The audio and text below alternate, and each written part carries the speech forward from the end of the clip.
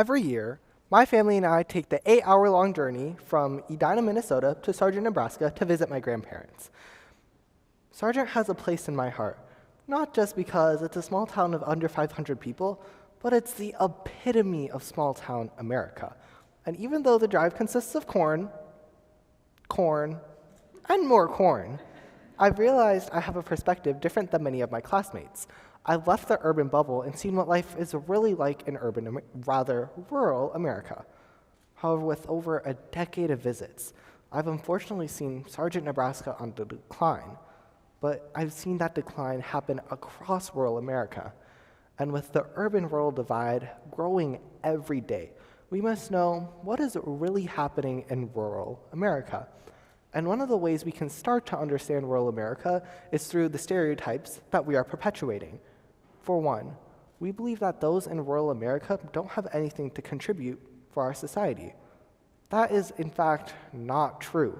Some of the smartest innovators and changemakers I have met came from rural America. They have taken time to understand their communities and see what is best to actually serve themselves and their towns. But another way we are perpetuating negative stereotypes in rural America is through the idea that rural America is not wealthy. One of the ways we think that rural America is not wealthy is through the lack of investment from governments and corporations. However, there is copious amounts of intellectual and resource wealth in rural Nebraska. And finally, one of the other ways that we are perpetuating negative stereotypes on rural America is that of demographics.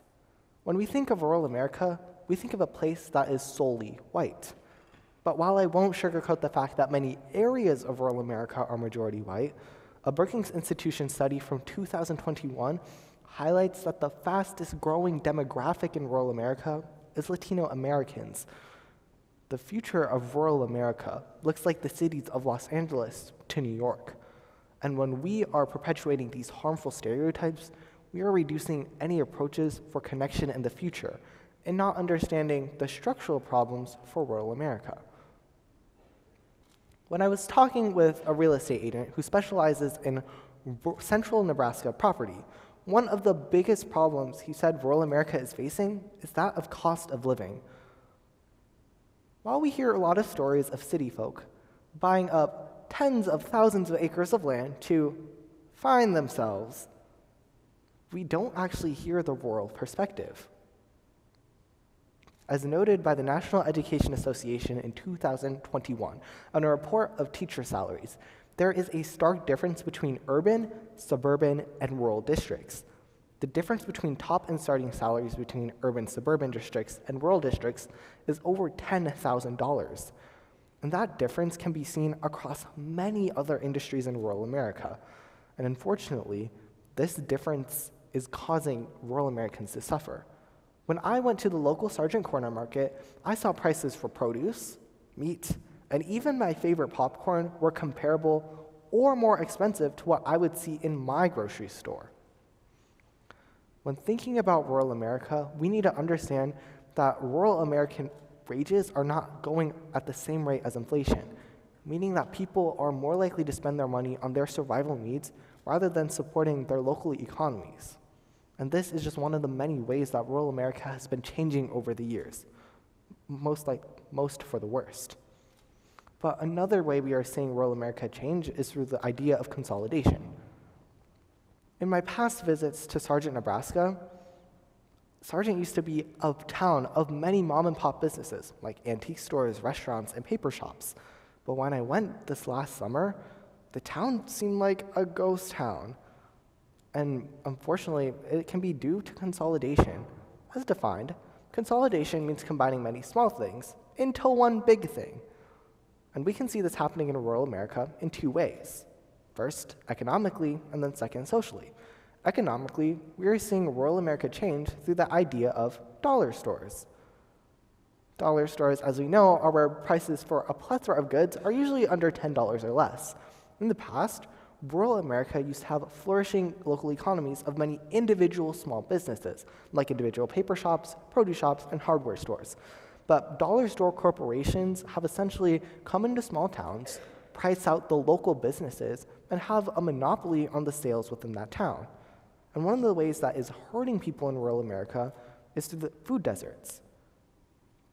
In a dollar store just a couple miles away from Sargent, the only foods on the fresh food aisle were meat, cheese, and eggs. There was no fresh fruits or vegetables in sight. This has contributed to food deserts, areas with lack of safe and nutritious food. And for many rural Americans, this is hurting their health and contributing to the obesity epidemic. But another way we are seeing consolidation happen is socially, through schools. In Sargent, they usually have around less than 15 people per year graduate. And as I mentioned before, it has been extremely hard to retain teachers in those areas. This has contributed for many towns to consider closing their schools. Sargent has even considered closing their school. But this would mean that for the students of Sargent, they would have to drive over 20 miles just to get a quality education.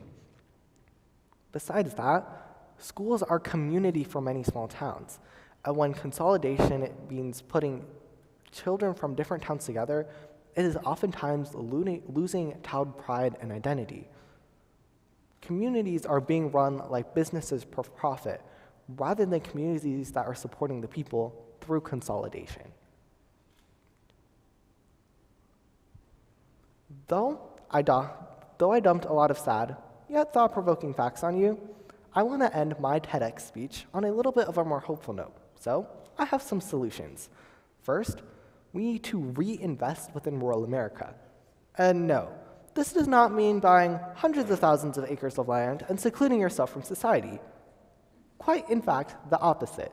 The next time you visit a small town, shop at a local antique store, eat at a local diner, or stay at a local motel.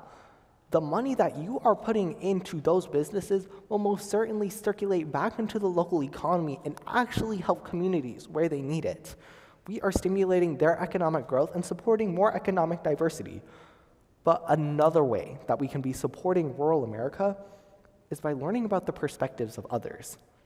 We live vastly different lives, since we live in urban America and many people live in rural America. And with technology becoming more prevalent, we are more likely to seclude ourselves in our bubbles. But we need to take the time to actually understand the perspectives of others. When preparing for this TEDx talk, one of the most important ways I learned and saw different perspectives was just talking with my grandmother's coffee group at the gas station. I learned so much from them and saw their perspectives at their communities and what issues they are facing, rather than projecting what I believe is actually happening in rural America. When we take the time to understand the perspectives of others, we will have more empathy and actually understand the roots of the problems for what's really happening. But finally, one of the biggest ways we can be changing rural America is through changing how we see rural America. We need to change the narrative of rural America altogether, from alienation to belonging. At its core, the urban-rural polarization divide is a social construct. As a society, we decided that those in more densely populated areas and less densely populated areas are fundamentally different. But that is not the case. Oftentimes, we are feeling the same problems as our rural American counterparts. And when we change the conversation and allow more approaches to show community, we are actually supporting our rural American neighbors. We are not the urban states of America plus the rural states of America.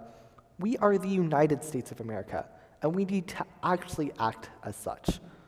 So when we take the time, understanding the perspectives of others, supporting local towns, and actually changing the narrative altogether, we can find the true reason of what is really the problem with rural America. Thank you.